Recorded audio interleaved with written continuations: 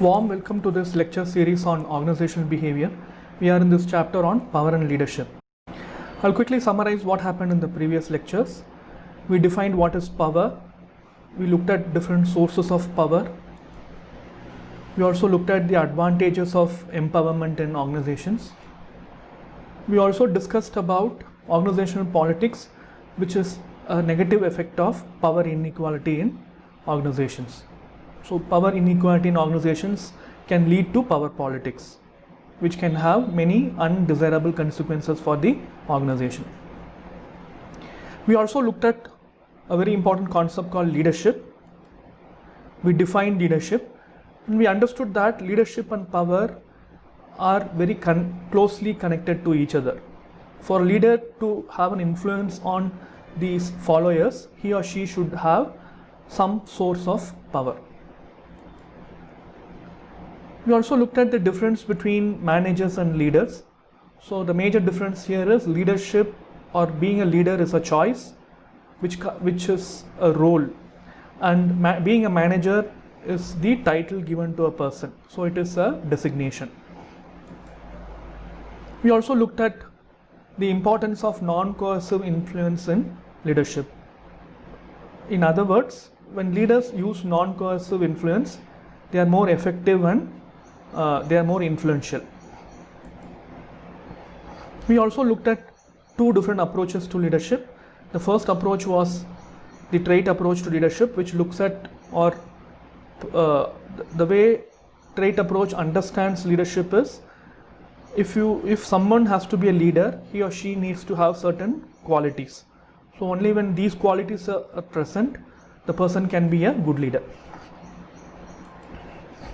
Behavioral approach is also known as style approach, where each individual exhibit different styles of leadership.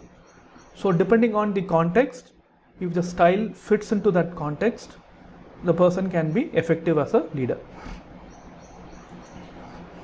We also looked at each of these leadership styles in detail.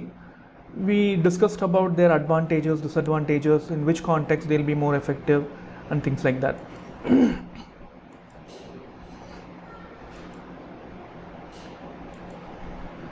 So finally, in the last lecture, we spoke about this managerial grid. So managerial grid is a tool proposed by Blake and Mountain on evaluating managers on their leadership style. So primarily here, two axes were used: concern for the production and concern for the task. Depending on the level of concern for production and concern for people, a manager can be classified into classified in any of those 5 different types of managerial styles. In fact, people can fall anywhere in between the grid also. So based on the context, one has to nurture the qualities so that they fit into that particular situation. So this is where we stopped in the previous lecture. We are going to look at some of the theories on leadership, especially theories which are called as contingency theories. So the idea behind contingency theories are, there is nothing like a good leader or a bad leader. So everybody is a leader, but depending on the situation, one needs to change his or her style of leadership. So if you want to be a good leader, you need to understand certain things about your environment. When I say environment, the organizational environment. Organizational environment involves understanding your subordinates, understanding the situation which is there in the organizational climate, the problem in hand. So you need to consider all these factors if you are a good leader, and then choose a better leadership style which will suit the combination of these conditions. So this is the basis of contingency theories. So contingency theories places importance on the environment. So the earlier theories, behavioral approach and trait approach, places importance on the leader. But here, the importance is given on the environmental condition, the context in which the leadership, the need for leadership arises. So there are three theories in contingency theory. The first theory is called Fiedler's model. In Fiedler's model, Fiedler proposes there are three factors the leader should take into consideration before choosing a specific style of leadership. The first factor is task structure. So task structure means how clearly the task at hand is defined. So if the team is assigned to a task and there is a leader, and if the task is clearly defined, everything is like specifically mentioned, there are process documents which mention how it has to be done, when it has to be done, and what are the milestones, and everything is like clearly defined. Okay, so that is task structure. Task structure can be very clear, task structure can be ambiguous. So some situations the broad goals are given and no specific details about how to do, when to do, what are the yardsticks, nothing is specified. So it becomes the responsibility of the team to arrive at these specific details. So that is where task structure is considered to be very vague.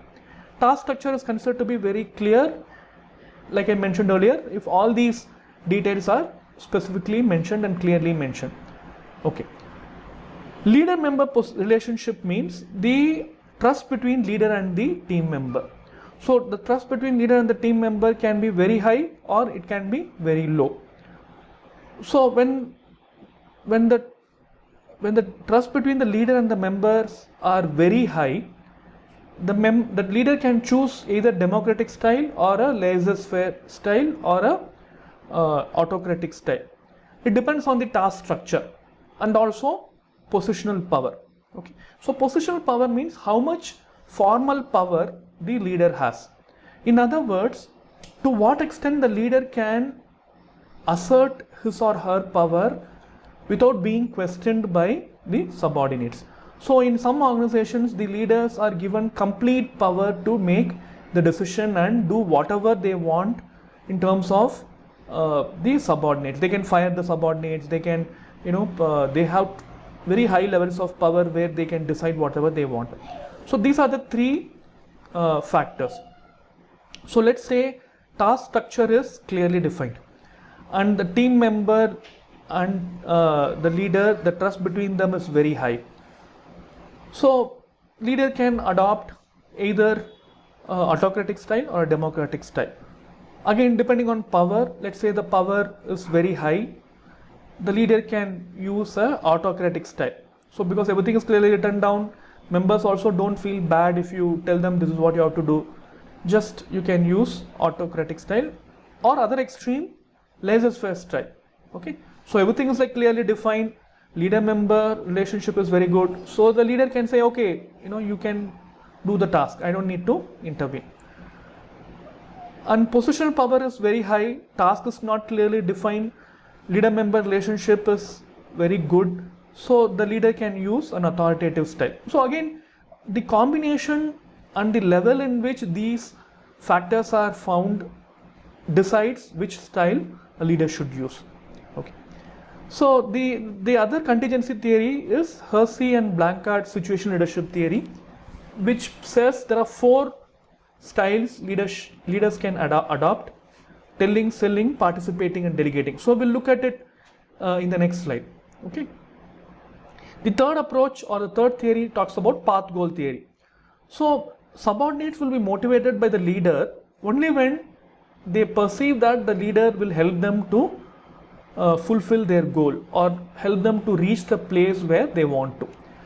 In other words, the role of the leader is to convince the subordinates that I will take you to the place where you want to go, or I will take you to the place where it is better for you. So leadership is always seen as taking people from one place to another, one place in terms of a situation to another situation, one state to another state.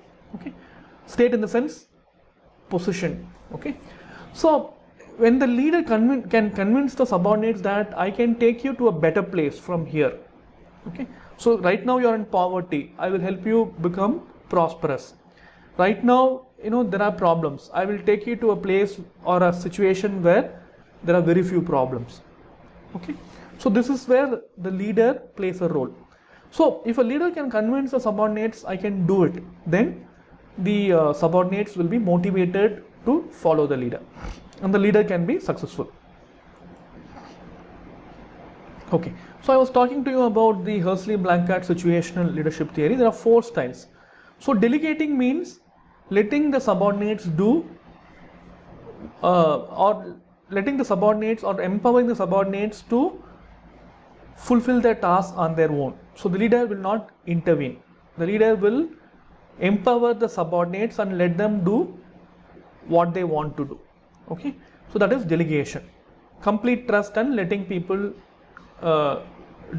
act upon their own will. The second style is participating. Participating means the leader sits or participates in the decision making. The leader is also there. He or she consults with the group members, takes decision collectively, and the leader becomes a kind of a coordinator. Okay, so that is participating style. Selling style is the leader makes the decision, the leader decides what has to be done and tries to convince the subordinates, tries to make the subordinates understand the importance of that decision, the efficacy of the decision, and make them follow the decision. Selling is kind of persuading the followers. The last style is telling. Telling is like authoritative style. Just tell the subordinates you have to do it. There are no other options. Okay, that is kind of authoritative style. So these are the 4 styles. So which style a leader should adopt depends on 3 important factors. How clearly the task is defined, or how well the task is structured. 2, how well the relationship between the leader and the subordinates exist, or what is the level of positive relationship between the leader and the subordinate. 3rd, the level of maturity of the followers. So here in S1, where the task is not clearly defined, relationship is also not very good, but the subordinates are not that matured, then the leader has to tell. He or she should use authoritative style. Okay. On the other hand, task is not clearly defined, relationship is also not very clearly established, but the members are very matured. The leader can follow delegating style, which is S4. Somewhere in between S3 and S2, where task is also important, task is also clearly defined, relationship is also good. You have to either choose participating or selling. Both are democratic styles. Participating is you sit with them, consult with them, arrive at a decision. Selling is you make the decision but convince the subordinates. Okay, it depends on the maturity level of the followers. So if the maturity of the followers are slightly better, then you can participate. If the maturity level is slightly lower, which is M2, maturity level is not that much but not very low also, then you have to use selling method. Selling is persuading them. So you make the decision but try to convince them. But in M3, moderate level, which is slightly above M2 but lesser than M4, maturity is slightly lower than M4, then you have to participate, because you cannot just tell them what they have to do, because these people are matured people. You need to sit with them and decide with them.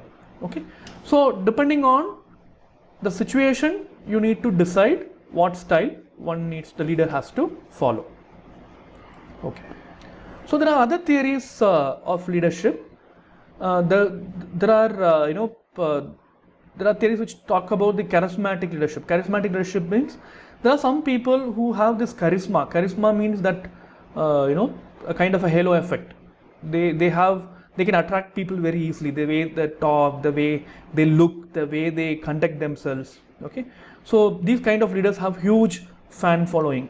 People may not even know why these people have so many followers, but people follow them. So one reason why charismatic leaders are very popular, because they are seen as someone who has extraordinary capabilities, or the followers trust them so much that they are willing to forego their comfort or even their lives. Okay, so charismatic leaders can be very good or sometimes they can be very dangerous also. So if they can create a fan followership which can blindly follow them. So if the leader is bad, or if the leader's objectives are bad, it can be a dangerous phenomenon. On the other hand, if the leader is good, if the followers are blindly following the leader and the leader has a charisma, it is good. The leader can have so much power that he or she can make wonders. So this is charismatic leadership. So charismatic leaders to some extent are considered like demigods, they were by the followers. So the followers think that these leaders are like some incarnation of some god or something like that. Okay. So the second kind of leadership is servant leadership, which is also called as follower leadership. So servant leadership is by so usually we think leaders are the ones who have high levels of power, and among the group they are the ones who have high levels of power in terms of any source of power. But in servant leadership, the leader establishes himself or herself as the lowest of the lowest in the group. The leader convinces the followers that I am your servant, I am here to serve you. I will forego all my pleasures to serve you. I am the lowest of the lowest, and for me your welfare is more important. So by convincing or by doing that, the followers will feel the leader is sacrificing so much for me, so I need to make this person, I have to celebrate this person. So people like Mother Teresa, they are like low, they identify themselves as poorest of the poorest. Even Mahatma Gandhi, he lived a very, very simple life. He never looked or had any symbols of leadership. So he lived a life of a poorest person. But by doing that, people followed that person because they believe this person is sacrificing so much for us. Okay, so that is servant leadership. So both charismatic leadership, servant leadership, both exist. So some leaders are like demigods, some leaders are like they are the poorest of the poorest. So leadership is a very complicated phenomenon. Okay, there are some contemporary issues which has to be discussed. Can leadership be taught? Because many of these qualities of good leaders are values, like being honest, being hardworking. So I don't know whether we can teach those values. So you can have intellectual abilities, you can have motivation, but if the value system of the leader is not good, they cannot be effective. Even things like motivation, you cannot taught people to be motivated. Okay, or even the urge to become a leader, it's very difficult to imbibe those qualities. So can leadership be taught, or people acquire leadership qualities through experience? So you cannot teach leadership, but you can create an environment where people identify or people discover their own leadership qualities.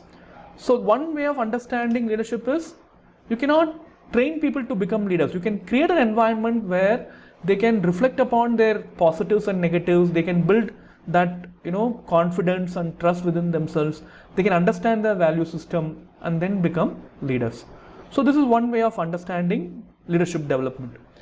The second important question is, do we need leaders or leadership? The question may sound a little confusing, but it's a very important question. When you say leaders, do you need people in an organization who can lead, or do you need an environment where anybody can become leader at any point and lead? Okay, the first situation is there are only few people who can lead the organization, which is having leaders, key people. The next situation, which is leadership, having leadership climate, is the organization is a place which is so conducive. Depending on the situation, anybody can become a leader and others will not feel insecure. So many times why we don't have a leadership climate where anybody can become leader at any point is people are jealous. There is power inequality. People feel if others become leader, then I will lose my control. Okay, so there are some leaders who don't like to create successes in the organization, or they don't want to empower people because they feel they will lose their power if others become leader. So on the other hand, in fact we discussed about it earlier, it can be dangerous for the organization, because if there are only few leaders, if they leave the organization, if something happens to those leaders, the organization will suffer. So the best thing is having a climate in the organization, having an environment in the organization where people trust each other, people acknowledge each other's power, and they nurture each other's good qualities. So whenever situation arises, the suitable person is sent to the leadership position. The suitable person is made to become a leader. So those kind of organizations are very successful because they don't have dearth of leadership. So they will not suffer if one person leaves, because anybody can take ownership and take control and lead the organization. Okay, so this is a very important question, because organizations, instead of nurturing leaders, they need to create an environment in the organization where anybody can become leader at any given point in time, depending on the need. Okay, I'll stop here. Before we finish this chapter, I want to show you a video which is a very important video which talks about followership. In fact, till now we have been talking about leadership, but we also should acknowledge the importance of followership. So I'll show you a video which talks about that. It's a very interesting video. Just enjoy that video. Okay. If you've learned a lot about leadership and making a movement, then let's watch a movement happen start to finish in under 3 minutes and dissect some lessons. First, of course, a leader needs the guts to stand alone and look ridiculous. But what he's doing is so simple, it's almost instructional. This is key. You must be easy to follow. Now here comes the first follower with a crucial role. He publicly shows everyone else how to follow. Notice how the leader embraces him as an equal. So it's not about the leader anymore, it's about them, plural. Notice how he's calling to his friends to join in. So it takes guts to be a first follower. You stand out and you brave ridicule yourself. Being a first follower is an underappreciated form of leadership. The first follower transforms a lone nut into a leader. If the leader is the flint, the first follower is the spark that really makes the fire. Now here's the second follower. This is a turning point. It's proof the first has done well. Now it's not a lone nut and it's not two nuts. 3 is a crowd and a crowd is news. A movement must be public. Make sure outsiders see more than just the leader. Everyone needs to see the followers because new followers emulate followers, not the leader. Now here come 2 more people, then 3 more immediately. Now we've got momentum. This is the tipping point and now we have a movement. As more people jump in, it's no longer risky. If they were on the fence before, there's no reason not to join in now. They won't stand out, they won't be ridiculed, and they will be part of the in crowd if they hurry. And over the next minute you'll see the rest who prefer to stay part of the crowd, because eventually they'd be ridiculed for not joining. And ladies and gentlemen, that is how a movement is made. So let's recap what we've learned. If you are a version of the shirtless dancing guy, all alone, remember the importance of nurturing your first few followers as equals, making everything clearly about the movement, not you. Be public, be easy to follow. But the biggest lesson here, did you catch it? Leadership is overglorified. Yes, it started with the shirtless guy, and he'll get all the credit, but you saw what really happened. It was the first follower that transformed a lone nut into a leader. There's no movement without the first follower. See, we're told that we all need to be leaders, but that would be really ineffective. The best way to make a movement, if you really care, is to courageously follow and show others how to follow. When you find a lone nut doing something great, have the guts to be the first person to stand up and join in.